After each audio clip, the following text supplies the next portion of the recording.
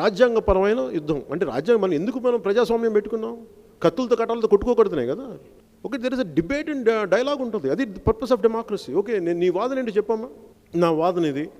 ఎక్కడో బ్యాలెన్స్లో ఒక ఓటో ఇంకోటో ఒక తీర్మానం చేసుకుని ఒక ఇదేని పద్ధతి. అది పర్పస్ ఆఫ్ డెమోక్రసీ. కర్రపెత్తనం చేస్తామంటే మేము చేయలే. కర్రపెత్తనం అంటే మీరు కొడతామంటే మేము కొట్టించుకుంటామా? మా ధైర్యం లేవనుకుంటున్నావా? ఏం మాకంటే నీకు ఎక్కువ కలేజా ఉందా? మాకంటే ఎక్కువ 4 చేతులు ఎక్కువ ఉన్నాయి నీకు? లేదండి, వాళ్ళు బాంబులు వేసేస్తారు. ఏంటి బాంబులు వేసేది?